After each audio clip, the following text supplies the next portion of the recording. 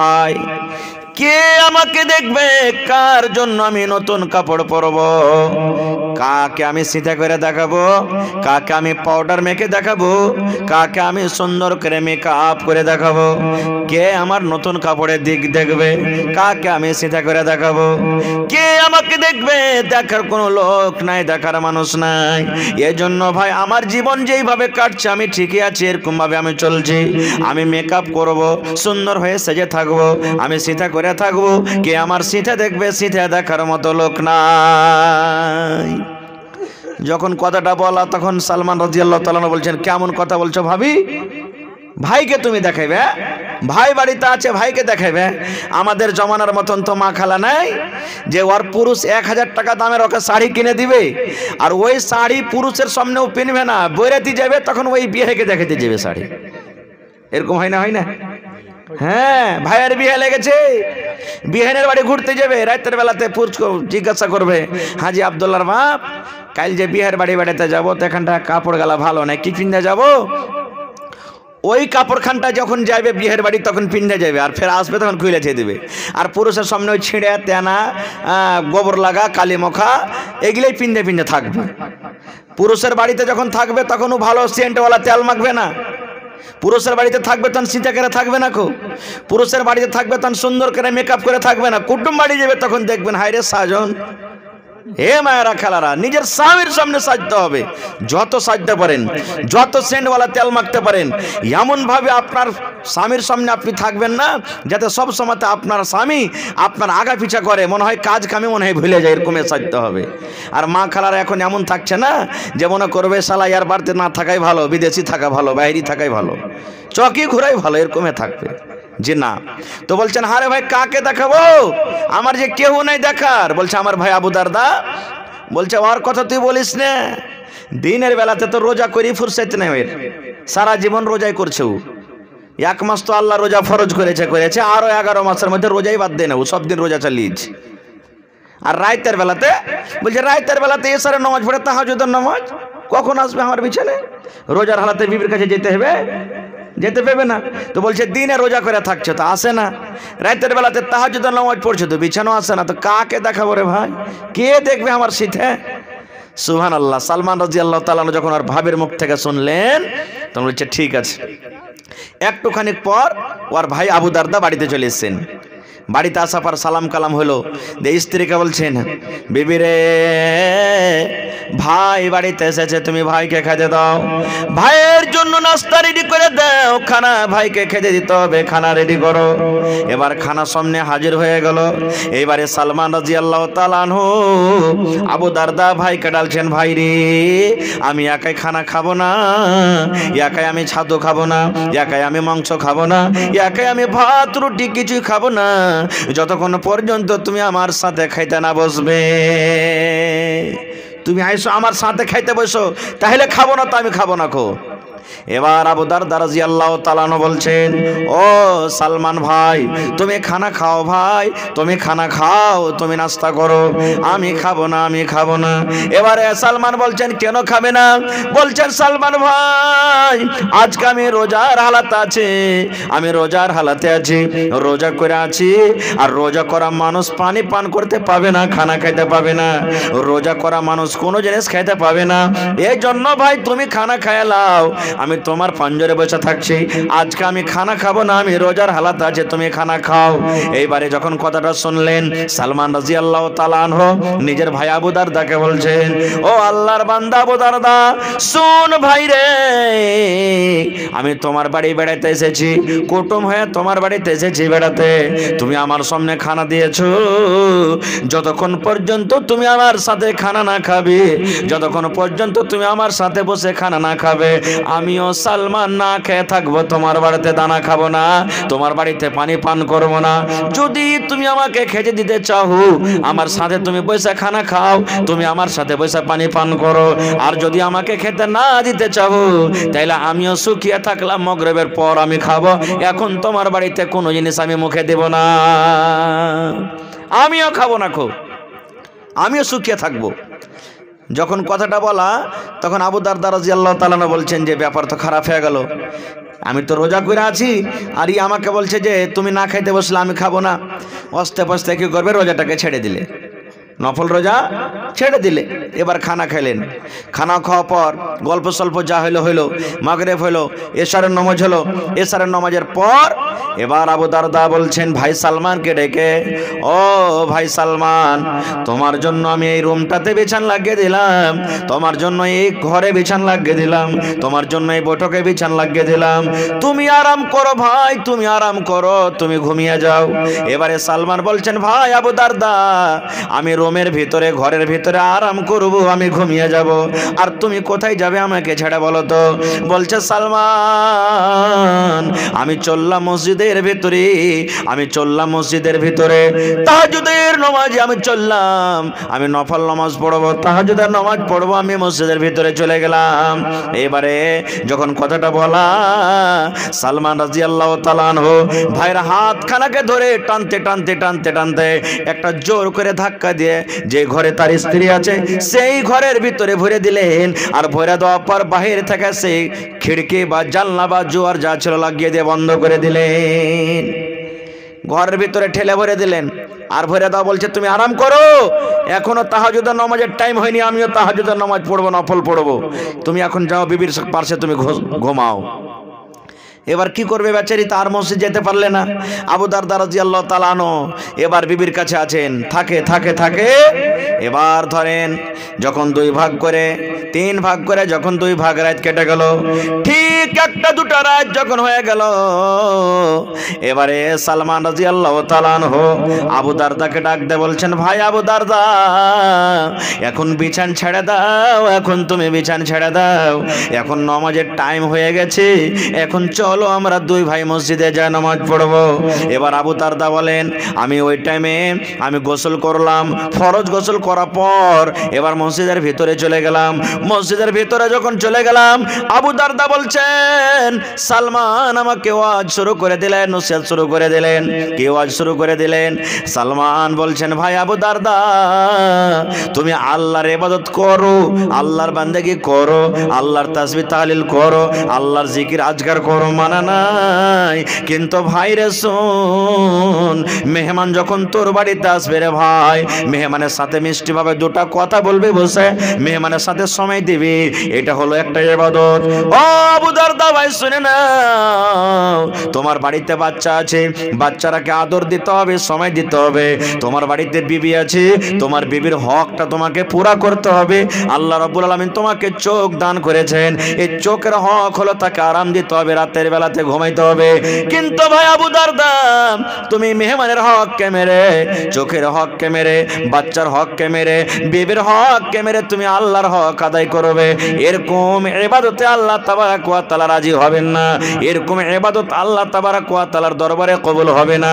এই জন্য ভাই আবু দারদা, তোমার উপরে তোমার চোখের হক আছে, তোমার উপরে তোমার মেহমানের হক আছে, তোমার উপরে তোমার শরীরের হক আছে, তোমার উপরে তোমার বিবির হক আছে, তোমার উপরে তোমার আল্লাহর হক আছে। সব হককে পূর্ণ করো, আর না হলে সমস্ত হককে মেরে তুমি এক আল্লাহর হক পুরা করো। এরকম ইবাদতে আল্লাহ তাবারক ওয়া তাআলা রাজি হবেন না। আরে তাকবীর! যখন কথাটা বলা, ফজরের নামাজ পড়ার পর আবু দারদা বলছেন, আমি নবীর কাছে চলে গেলাম, আর আমার রাতের বেলাতে যা যা ঘটনা হয়েছে সব বলে দিলাম। এবার রাসূল বলছেন, সাদাকা সালমান। আবু দারদা, সালমান তোমার সাথে রাইতে যা করেছে ঠিকই করেছে, তোমার পরে তোমার বিবির হক আছে। তো কেন আমি হাদিসটা শোনালাম রে মুসলমান? এই জন্য আমি হাদিস শোনালাম রে ভাই।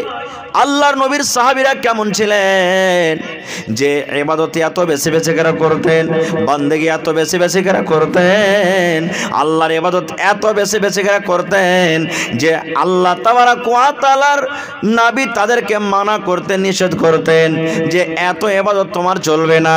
আল্লাহ তাবারক ওয়া তাআলার হক আদায় করতে গিয়ে অন্যর হক তোমার আমাকে মারতে হবে না। এত ইবাদত করতেন, বান্দাকে করতেন। আর আজকে রে যুবক, এই নওজওয়ান, আজকে আমরা কি করছি রে ভাই? একটু সাহাবায়ে কেরামের জীবন দেখেন আর আমরা নিজের জীবন দেখি।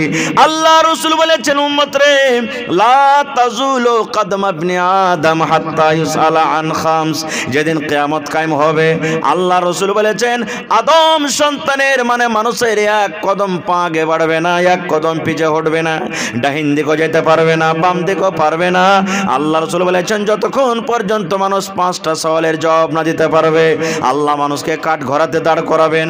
আল্লাহ বিচারের দিনে, যেদিন আল্লাহ বিচার করবেন, যেদিন আল্লাহ ফয়সালা করবেন, ওই ফয়সালার দিনে, বদলার দিনে আল্লাহর সামনে মানুষকে 5খানা সওয়ালের জবাব দিতে হবে। আল্লাহর সামনে মানুষকে 5খানা প্রশ্নের জবাব দিতে হবে।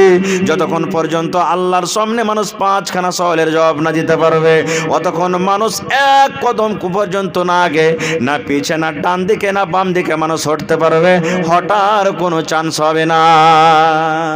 5খানা সওয়াল হবে। কি কি? 1 নম্বর সওয়াল হলো আন উমারিহি ফিমা আফনাহু। 5টার ভিতরে 1 নম্বর প্রশ্ন হবে, আল্লাহ রাব্বুল আলামিন, নর হোক কিংবা নারী হোক, বেটা ছেলে হোক কিংবা বেটি ছেলে হোক, আল্লাহ বিচারের দিনে হিসাবের কাঠ ঘোরাতে আল্লাহ দাঁড়িয়ে দিবে। আল্লাহ আমাকে দাঁড় করাবেন, আল্লাহ আমার নাদবি সাহেবকে দাঁড় করাবেন, আল্লাহ নাদবি সাহেবকে দাঁড় করাবেন, আপনাকে দাঁড় করাবেন। দুনিয়ার যত আদমের সন্তান রয়েছে, বেটা বেটি রয়েছে, সমস্ত মানুষকে আল্লাহ দাঁড় করিয়ে দেবেন। দাঁড় করার পর প্রথম যেটা প্রশ্ন হবে, সওয়াল হবে, আল্লাহ বলবেন, মানুষ রে, তোমাকে আমি 80 বছর জীবন দিয়েছিলাম, তোমাকে আমি 60 বছর জীবন দিয়েছিলাম, তোমাকে আমি 100 বছর জীবন দিয়েছিলাম, তোমাকে আমি 90 বছর জীবন দিয়েছিলাম রে বান্দা।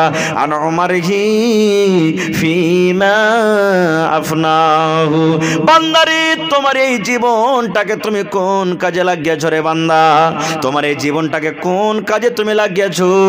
তুমি নামাজে লাগিয়েছো, রোজাতে লাগিয়েছো, তেলাওয়াতে তুমি লাগিয়েছো, তুমি কোন কামে লাগিয়েছো? জোয়ার আড্ডাতে তুমি লাগিয়েছো, তুমি শরাবের আড্ডাতে লাগিয়েছো, কিংবা কোন গুনার আড্ডাতে তুমি লাগিয়েছো রে বান্দা? জীবনের হিসাব দিয়ে দাও। এই 80 বছরের হিসাব দিয়ে দাও, 100 বছরের হিসাব দিয়ে দাও, 50 বছরের হিসাব দিয়ে দাও, 40 বছরের হিসাব দিয়ে দাও। আল্লাহ রাব্বুল আলামিন যাকে যতখানি বয়স দান করেছেন, ওই বয়স সম্পর্কে আল্লাহ জিজ্ঞাসা করবেন, বান্দারে, ও আমার বান্দি, তোমার জীবনের হিসাবটা আমাকে দিয়ে দাও। আচ্ছা পড়েন তো, নিজের জীবনের হিসাব আমরা পারবো দিতে? পারবো কি? জীবনের হিসাব দিতে কেউ পারবো না। আজ কয় তারিখ হলো বলেন? 18 তারিখ হলো। জীবন দূরের কথা, ওরে আল্লাহ, 3 দিন আগে, 4 দিন আগে, 5 দিন আগে কোনো মানুষের সাথে আপনি ওয়াদা করেছেন, বাড়িতে আপনার কিছু রাখা আছে, ভুলে গেছেন, আপনি বেখেয়ালি হয়েছেন, কোথায় মোবাইল রেখেছেন, কোথায় লাইট রেখেছেন, কোথায় টাকা রেখেছেন, কোথায় কলম রেখেছেন, দরকারি কোনো কাপড় আপনার ছিল, তাড়াতাড়ি করে আপনি পূর্ণিয়া যাবেন, হঠাৎ করে ভুলে গেছেন কোন জায়গাতে রাখা আছে। এরকম হয় না? হয় না? আরে মুসলমান, আজকে ডিসেম্বর মাসের 18 তারিখ হলো।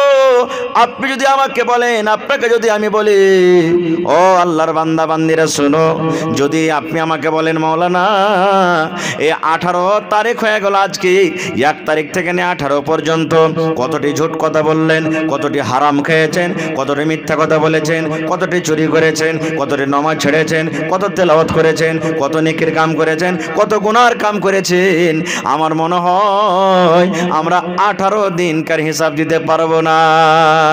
পারবো?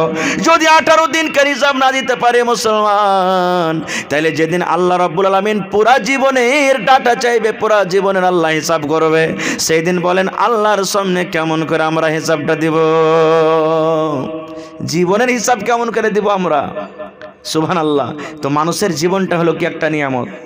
মানুষের জীবনটা কি একটা নিয়ামত। একটা পত্রিকাতে পড়েছি যে এক বুড়া মানুষ, 80 বছর বয়স, হসপিটালে ভর্তি, এমার্জেন্সি পেশেন্ট, শ্বাস নিতে অসুবিধা, আইসিইউতে ভর্তি আছে। আইসিইউ বুঝেন? এমার্জেন্সি পেশেন্ট, আইসিইউতে ভর্তি, নাকে অক্সিজেন লাগা আছে। আজকে সন্ধ্যাবেলা 6টায় ঢুকলো, ভোর 6টাতে বাইরে করে দিল, ডাক্তার বিল বানিয়ে দিলেন, তোমার 10,000 টাকা বিল হলো, 10,000 আদায় করতে হবে। যখন কথাটা শোনা, ওরে আল্লাহ, 80 বছরকার বুড়া কাঁদতে শুরু করলেন, চোখ দিয়ে ঝরঝর ঝরঝর করে পানি ঝরতে শুরু হয়ে গেল। আল্লাহ কি হলো? কাঁদতে লাগলেন, চোখের পানিতে সমস্ত দাড়ি ভিজে গেল। এবার ডাক্তার সাহেব বলছেন, বাপজি ব্যাপার কি? তুমি কি গরিব মানুষ নাকি টাকা আদায় করতে পারবে না বলে তুমি কান্দো? কান্দার কারণটা কি? তোমার কি টাকা দেওয়ার শক্তি নাই? কি কারণে তুমি কান্দো? এবার ওই বুড়া বলছেন, ও ডাক্তার সাহেব, আমি গরিব মানুষ নয়, আল্লাহ আমাকে মাল দিয়েছে, ধন দিয়েছে, আমার 10,000 টাকার ভাউচার বনেছে, বিল বনেছে, আমি আদায় করতে পারবো, আল্লাহ আমাকে সম্পদ দিয়েছে। তবে ডাক্তার বলেন, ও আল্লাহর বান্দা, তুমি কান্দো কেন? তোমার চোখ দিয়ে পানি ঝরে ঝরে সমস্ত দাড়ি ভিজে গেল। এবার ওই বয়স্ক লোকটা বলছেন, বুড়া লোকটা বলছেন, ডাক্তার বাবু, এই জন্য আমি কান্দি, আল্লাহ রাব্বুল আলামিন আজকে আমাকে বেমার করেছেন, আজকে আমি আপনার হসপিটালে ভর্তি আছি, 10 ঘন্টা হসপিটালে থাকলাম, 10 ঘন্টা আপনার হসপিটালে আমি শ্বাস নিলাম, আমার অক্সিজেন আপনি আমাকে দিলেন, কিনা অক্সিজেন আমাকে নিতে হলো। ডাক্তার বাবু, 10 ঘন্টা যদি হসপিটালের থেকে অক্সিজেন নেওয়ার কারণে আমার ভাউচার যদি 10,000 টাকা বনে, 10,000 যদি আমাকে আদায় করতে হয়, তাহলে যেদিন থেকে নিয়ে মায়ের পেটে জন্ম নিয়েছি, মায়ের পেট থেকে দুনিয়াতে যেদিন এসেছি, সেদিন থেকে নিয়ে আজকে আমার বয়স 80 বছর হয়ে গেল। 80 বছরের জীবনের সব কিছুকে আমি বাদ দিয়ে দিলাম। আল্লাহ যদি একটাই প্রশ্ন করে দেয়, বান্দারে, এই 80 বছর তোমাকে আমি বয়স দিয়েছিলাম রে বান্দা, এই 80 বছরে কত তুমি অক্সিজেন নিয়েছো, এই হিসাবটা, শ্বাসের হিসাবটা তুমি আমাকে দিয়ে দাও।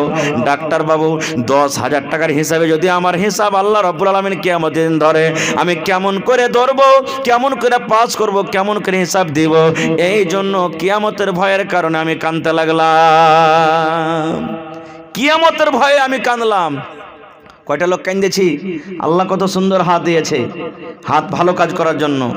কয়টা লোক কাঁদেছি? কতদিন শুকরিয়া আদায় করেছি। আমাদের শুকরিয়া কি জানেন? গ্রামে গ্রামে চকে পড়ার সাথে লড়াই লেগে যায়, শক্তির গুমান দেখে, ভাই সালা হাড্ডি ভেঙে ফেলে দেবো, তোর গিটটাকে উজড়িয়ে দেবো, কি চিনিস তুই? এগুলো আমরা শক্তির গরম দেখাই, এগুলো আমরা শক্তির গরম দেখাই। সুবহানাল্লাহ। কিন্তু আল্লাহ যে নিয়ামত দান করেছেন কোনোদিন শুকরিয়া আদায় করি না। আল্লাহ রসুল একদিন বাহিরে আছেন, কামে কাজে গেছেন, তাবলিগের কামে গেছেন। নবীজির স্ত্রী মা আয়েশা রাদিয়াল্লাহু তাআলা আনহা বাড়িতে বসে আছেন, কাঁদছেন ডুকরে ডুকরে, কান্দা কান্দা কান্দা চোখ দিয়ে পানি ঝরে চোখ লাল হয়ে গেছে, এমন কাঁদছেন। আপনি জালসা শুনে বাড়িতে যান, আপনার স্ত্রীটা যদি কান্দে, কি আপনি জিজ্ঞাসা করবেন না যে কেনে কাঁদছো? করবেন কি করবেন না? তো মা আয়েশা রাদিয়াল্লাহু তাআলা আনহা বাড়িতে কাঁদছেন, নবীজি বাড়িতে ঢুকছেন, তো আমার বিবি কাঁদছে। বলছে, বিবি মা যুবকি কে, বিবি আয়েশা, কে তোমাকে কান্দালো? বিবির এই কারণটা কি কান্দার? তোমাকে কে কান্দালো? কি কারণে তুমি কান্দো? বিবির একটু দয়া করে বলো তো। তোমার চোখ দিয়ে কেন পানি ঝরে? তোমাকে কি ক্ষুধা লেগেছে? তোমাকে কি ভোগ লেগেছে? কিংবা কোনো মানুষ তোমাকে গালি দিয়েছে, তুমি কষ্ট পেয়েছো যার কারণে তুমি কান্দো? এই আমার মায়েরা, খালারা শুনেন। এবারে মা আয়েশা বলেন, ইয়া রাসূলুল্লাহ, আল্লাহ নবী গো, আমাকে কোনো মানুষ গালি দেয়নি, কেউ কষ্ট দেয়নি গো নবীজি, আমার পেটে ক্ষুধা নাই, ভোগ নাই। তবে রাসূল বললেন, কেন তুমি কান্দো, দয়া করে বলে দাও। এইবারে মা আয়েশা বলেন, ইয়া রাসূলুল্লাহ, জাহান্নামের আগুন আমার স্মরণে চলে এলো, জাহান্নামের আমার আগুন মনে পড়ে গেল, জাহান্নামের ভয়াবহ জায়গা আমার মনে চলে এলো, কিয়ামতের দিনটা আমার মাথাতে এলো, কিয়ামতের দিনটা আমার মনে চলে এলো, কিয়ামতের দিনটার ভয় আমার ভিতরে ঢুকে গেল। আপনি বলেছেন পুলসেরাত পার করতে হবে, পুলসেরাতে আঁকুড়া লাগা আছে, কাঁটা লাগা আছে, আর পুলসেরাতের তলে হলো জাহান্নাম। আল্লাহ রাসূল গো, তাই আমি কাঁদছি, আল্লাহ বিচারের মাঠে কেমন করে আমি হিসাব দেব? আল্লাহ জান্নাত যেতে পারবো কি পারবো না? আল্লাহ পুলসেরাত পার করতে পারবো কি পারবো না? ওই কিয়ামতের ভয়ের কারণে, জাহান্নামের ভয়ের কারণে আমি আয়েশা কাঁদছি। আরো ঘটনা জমির দিকে যাব না, বলার উদ্দেশ্য হলো, এ আমার মা, এ খালা বোনেরা শুন, জীবনে কোনোদিন মা আয়েশার মতন রাতের বেলাতে বিছানায় বালিশতে একবার কান্দে দেখে, মা আল্লাহ আমাকে যে জীবনটা দান করেছেন, আল্লাহ যে আমাকে জীবনটা দান করেছেন দিয়েছেন, আমি আল্লাহর দেওয়া জীবনটাকে আল্লাহর ইবাদতে আমি কতটুকু কাটালাম, কতটুকু আমরা ক্ষয় করলাম। শুধু নামাজ পড়া ইবাদত নয়, রোজা করা ইবাদত নয়, দান করা ইবাদত নয়। আল্লাহ রাসূল বলেছেন তুমি যদি কোনো মানুষের সাথে ভালো কথা বলো এটা হলো একটা ইবাদত, কোনো মানুষের সাথে হাসা হাসা কথা বলো এটাও একটা ইবাদত। আল্লাহ রাসূল বলেছেন তুমি দোকানে চলে যাও, তোমার বেটার ফুল প্যান্ট ছিঁড়ে গেছে, তোমার বেটার পিরন ছিঁড়ে গেছে, তোমার বেটাকে গাঞ্জি নিয়ে দিবে, যদি নেকি মনে করে তুমি বাড়িতে ছেলেটাকে গাঞ্জি নিয়ে এসে দাও, আল্লাহ রাসূল বলেছেন এটাও একটা ইবাদত, এটাও একটা নেকি, এটাও একটা ইবাদত। বিবির কাপড় ছিঁড়ে গেছে, বিবির পরনে কাপড় নাই, ব্লাউজ নাই, এই ঠান্ডার সময়তে যদি বিবিকে একটা সোয়েটার কিনে দেন এটা হলো একটা ইবাদত। শুধু তা নয়, আপনি গরিব মানুষ, বাড়িতে কিচ্ছু নাই, কিছু দেওয়ার মতন নাই, আপনি বাড়িতে বিবিকে এখন বিস্কুটও মুখে দিতে পারেন না, এত গরিব মানুষ। আল্লাহ রাসূল বলেছেন উম্মত বাড়িতে তোমার কল আছে, টিউবওয়েল আছে, বাড়িতে গিলাসে পানি নিয়ে লাও, বদনাতে পানি নিয়ে লাও, তুমি জগে পানি নিয়ে লাও, আর পানি নেওয়ার পর বিবির কাছে চলে যাও। যদি বিবিকে নেকি মনে করে এক ঢোক তাকে পানি পান করাইতে পারো, আল্লাহ রাসূল বলেছেন এটা হলো ইবাদত, এটা হলো নেকির কাম। এই করতে করতে রাসূল আরো বলছেন উম্মত রে, মানুষের সমস্ত মাথার চানি থেকে নিয়ে পার তেলা পর্যন্ত 360টা জোড় আছে, 360টা জোড় আছে। আর রাসূল বলেছেন ফজরের নামাজ থেকে নিয়ে মাগরিবের নামাজ পর্যন্ত প্রত্যেক দিনে মানুষকে জোড়ে জোড়ে জোড়ে জোড়ে সাদকা করতে হবে, জোড়ে জোড়ে তাকে নেকি করে পূর্ণ করতে হবে, জোড়ে জোড়ে তাকে সাদকা করতে হবে। এবার বলেন যদি 360টা জোড় থাকে, 1 টাকা করে যদি একটা জোড়ের বদলাতে দান করেন তাহলে 360 টাকা প্রত্যেক দিন লাগবে, লাগবে না? লাগবে না? এবার আপনি 400 টাকা মজুরি করছেন মনে করেন, আর 360 টাকা আপনার 360 জোড়ে লেগে গেল, তো বাঁচলো কতটি? 40 টাকা। 40 টাকা তো সংসার চলবে? বলবেন যে হাজি মৌলভী সাহেব ব্যাপার কি বুঝতে পারলাম না, কেমন করে কি করব? আল্লাহ রাসূল বলেছেন শুধু টাকা দান করাটাই সাদকা নয় রে। কোনো মানুষ রাস্তা দিয়ে হেঁটে যায়, রাস্তা ভুল করে গেছে, আপনাকে জিজ্ঞাসা করছে ও আব্দুর রহমান ভাই আমি চিলমারি গাঁ যাব, আমি বিচলা টোলা যাব, আমি জাগালি চাম্পানগর যাব, রাস্তাটা বলে দেন। আপনি নেকি মনে করে যদি ভালো মনে রাস্তাটা তাকে দেখিয়ে দেন, আল্লাহ রাসূল বলেছেন এটাও একটা নেকি, এটা হলো একটা সাদকা। রাস্তা দিয়ে আপনি হাঁটছেন, কাঁচ পড়ে আছে, কাঁচ পড়ে আছে, কাঁটা পড়ে আছে, পায়ে লাগলে মানুষ কষ্ট পাবে, আল্লাহ রাসূল বলেছেন নেকি মনে করে যদি রাস্তা থেকে কাঁচ কাঁটাকে তুমি উঠিয়ে বাইরে ফেলে দাও তাহলে এটা হলো একটা সাদকা, একটা নেকি। এই করতে করতে নবী বলেছেন উম্মত তুমি বিবির সাথে মিলামিশা করো, বিবির সাথে তুমি সহবাস করো, বিবির সাথে তুমি যে হামমিস্ত্রি করো, এই সহবাস করাটা হলো একটা নেকি, একটা সাদকা। বিবির সাথে মিলন করাটা একটা নেকি, একটা সাদকা। যখন কথাটা বললেন তো আল্লাহ রাসূলের একজন সাহাবী বলছেন হুজুর কেমন কথা বলছেন, নিজের বিবির সাথে মিলন করাটা কি সাদকা হয় নাকি হয়? বলছে হ্যাঁ রে আমার সাহাবী, তুমি যদি তোমার বিবির সাথে এই কাজটা না করে ওয়াপার বেটি ছেলের সাথে যদি তুমি করে থাকতে তোমার গুনাহ হইতো না? হইতো না? বলছে হয়তো। বলছে তোমার স্ত্রীর সাথে মিলন না করে ওয়াপার বেটি ছেলের সাথে তুমি যদি করে থাকতে এটা জেনা হইতো না? হইতো না? বলছে হয়তো।